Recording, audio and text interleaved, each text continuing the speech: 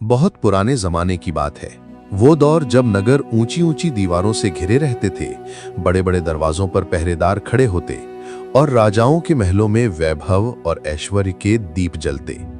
सड़कों पर बैलगाड़ियां चरमराती हुई चलती, काफिले ऊंटों और घोड़ों के साथ दूर दूर तक यात्रा करते और नगर के बीचों बीच बाजारों में रोजाना मेलों सा शोर मचा रहता। इन्हीं दिनों एक बहुत प्रसिद्ध हीरों का सौदागर था। लोग उसे सेठ जी कहकर पुकारते। उसके पास ऐसी ऐसी हीरे जवाहरात की पोटली रहती थी कि जो भी उस पर निगाह डालता उसकी आंखें चमक उठती। दूर दराज के व्यापारी उसी से सौदा करने आते। सेठ जी की साख इतनी मजबूत थी कि कोई उसके नाम से ही भरोसा कर लेता। उसने कभी तौल में कपट नहीं किया, कभी दाम में धोखा नहीं दिया। यही ईमानदारी उसे रुतबा और दौलत दिलाती चली गई। लेकिन भाई, नाम और दौलत जहां सम्मान लाते हैं, वहीं लालचियों की नजरें भी अपनी ओर खींचते हैं। उसी नगर के एक कोने में एक चोर रहता था। वो बरसों से छोटे मोटे घरों में सेंध लगाता, राहगीरों की जेब काटता, मगर उसके दिल में हमेशा एक हसरत पलती थी, काश एक बड़ी चोरी हो जाए और मैं सारी उम्र ऐश करूं। जब उसे सेठ जी और उनके हीरों की पोटली का पता चला तो उसका मन लालच से भर गया। वो सोचने लगा, अगर ये पोटली मेरे हाथ लग जाए तो मुझे ना ठंडी रातों में चोरी करनी पड़ेगी, न किसी के पीछे भागना पड़ेगा। बस एक ही बार में है अमीर बन जाऊंगा।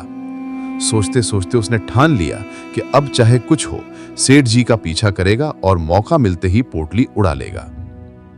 कुछ दिनों बाद सेठ जी एक लंबे सफर पर निकले। ये यात्रा 2 दिन और 2 रात की थी। काफिला कई बैलगाड़ियों, ऊंटों और घोड़ों के साथ आगे बढ़ा।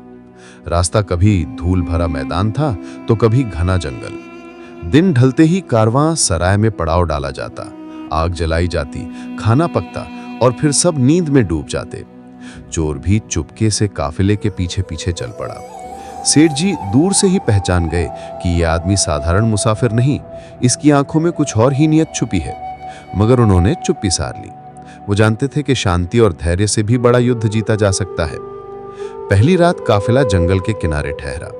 आग जल रही थी, रात का सन्नाटा पसरा था, बस झींगुरों की आवाजें गूंज रही थीं। सबने खाना खाया और अपने अपने बिस्तरों में लेट गए। चोर ने भी सोने का बहाना किया, मगर उसके दिल में योजना थी कि आधी रात को उठेगा और सेठ जी की पोटली ढूंढ निकालेगा। इधर सेठ जी ने एक और चाल सोची थी। उन्होंने निश्चय किया कि इस चोर को केवल पकड़ा ही ना जाए, बल्कि ऐसा सबक दिया जाए कि उसकी सारी जिंदगी का रुख बदल जाए। आधी रात का समय था, चांदनी हल्की रोशनी बिखेर रही थी। सेठ जी धीरे धीरे उठे, अपनी हीरों की पोटली निकाली और चुपके से सोते हुए चोर की जेब में डाल दी। फिर अपने बिस्तर पर आकर ऐसे लेट गए मानो गहरी नींद में हो। रात के 2 बजे चोर उठ बैठा। उसने चारों ओर देखा, सब गहरी नींद में थे। वो दबे पांव सेठ जी के पास पहुंचा। कभी उनके कंबल को टटोलता, कभी बिस्तर को उठाता, कभी उनके कमरबंद में हाथ डालता। उसने हर जगह खोज डाली, मगर पोटली कहीं न मिली। उसका माथा पसीने से भीग गया। वो सुबह तक तलाश करता रहा, मगर नाकाम रहा। आखिर थक कर वो फिर सो गया। सुबह जब सूरज उगा, पक्षी गाने लगे, काफिले वाले जागने लगे, तब सेठ जी चुपचाप उठे और चोर की जेब से पोटली वापस निकालकर अपनी जगह रख ली। चोर अनजान ही रहा। दिन का सफर फिर शुरू हुआ। शाम को काफिला दूसरी सराय पहुंचा। यहां भी वही मंजर था, खाना, आग और फिर नींद। चोर ने सोचा, कल तो चूक गया, आज हर हाल में सफल होऊंगा। मगर सेठ जी ने फिर वही चाल दोहराई। उन्होंने पोटली निकालकर धीरे से उसकी जेब में रख दी। आधी रात को चोर फिर उठा, फिर से खोजने लगा। उसने सेठ जी का बिस्तर, उनका थैला, यहां तक कि उनके जूतों तक को टटोल डाला, लेकिन कुछ हाथ न लगा। थक कर वो फिर आंखें मूंद ली। सुबह फिर वही हुआ। सेठ जी ने पोटली उसकी जेब से निकालकर अपनी जगह रख ली। जब 2 दिन की यात्रा पूरी हुई और काफिला नगर के विशाल दरवाजे से भीतर पहुंचा, लोग अपने अपने रास्तों पर निकलने लगे। उसी वक्त चोर सेठ जी के पैरों में गिर पड़ा। उसकी आंखों से आंसू बह रहे थे। उसने हाथ जोड़कर कहा, बापू, मैं मान गया। मैं और मेरा पूरा कुनबा अब चोरी छोड़ देंगे, लेकिन एक कृपा कर दीजिए। ये बता दीजिए कि आपकी पोटली आपने कहाँ छुपाई थी? मैंने तो रात रात भर ढूंढा, पर वो मिली ही नहीं। सेठ जी मुस्कुराए और बोले, अरे मूर्ख, तू सारी रात दूसरों की झोली में ताकता रहा, दूसरों के बिस्तर पलटता रहा। एक बार भी अपनी जेब में हाथ डाल देता तो पहली ही रात तुझे करोड़ों की पोटली मिल जाती। याद रख, आदमी सारी उम्र दूसरों के पास झांकता रहता है पर अपने अंदर नहीं झांकता। असली दौलत अपने अंदर ही छुपी होती है। चोर अवाक रह गया। उसे लगा जैसे किसी ने उसकी आंखों से पर्दा हटा दिया हो। उसका दिल कांप उठा और उसने उसी क्षण प्रण किया कि अब अपनी जिंदगी का रुख बदल देगा। नगर में प्रवेश कर चुका काफिला अब अलग अलग गलियों की ओर बिखर गया। हर व्यापारी अपने अपने ठिकाने पर पहुंचा।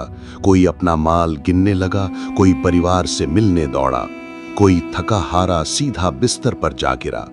मगर सेठ जी अपने साथी को, उस चोर को, नगर के भीड़ भाड़ वाले रास्तों में नहीं ले गए।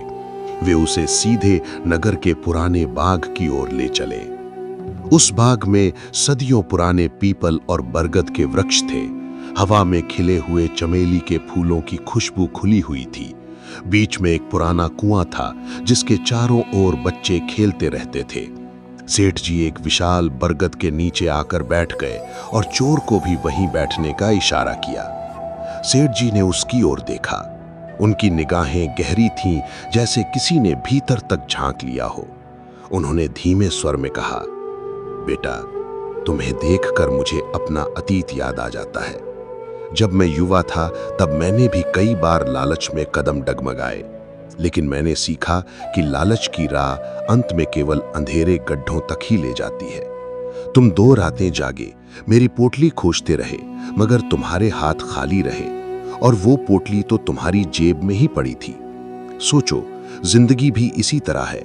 लोग खुशी दूसरों में ढूंढते रहते हैं, मगर असली सुख अपने भीतर ही छुपा होता है।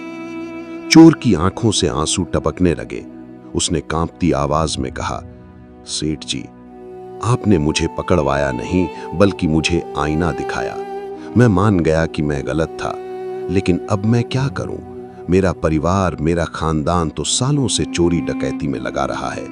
क्या मैं सचमुच बदल सकता हूं? सेठ जी मुस्कुराए और बोले, हर इंसान बदल सकता है।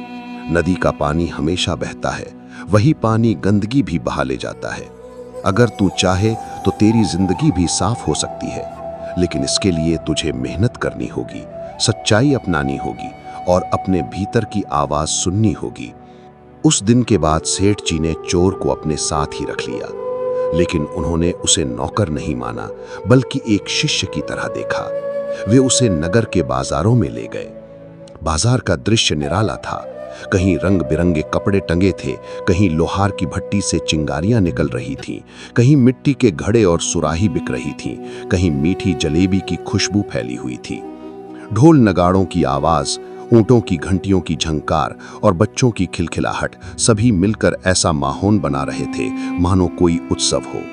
सेठ जी ने चोर को दिखाया, देखो, ये कुम्हार दिन रात मेहनत करके घड़े बनाता है। ये बढ़ई अपने औजार से लकड़ी को तराश कर कुर्सियां और पलंग बनाता है। ये कपड़े वाला महीनों से कपड़ा बुनकर बेचता है। ये सब पसीने की कमाई है। यही असली दौलत है। रात को ये लोग सुकून से सोते हैं, क्योंकि इनके हाथ की कमाई पाक साफ है। चोर ने पहली बार अपने सीने में हल्कापन महसूस किया। उसके दिल ने कहा, क्यों ना मैं भी यही राह चुनूं। चोरी में जो डर और बेकरारी है, वैसी तकलीफ यहाँ नहीं। कुछ दिन बीते, सेठ जी उसे अपने व्यापारिक कामों में लगाने लगे। कभी उसे हिसाब किताब दिखाने बैठाते, कभी गोदाम में माल की निगरानी सौंपते।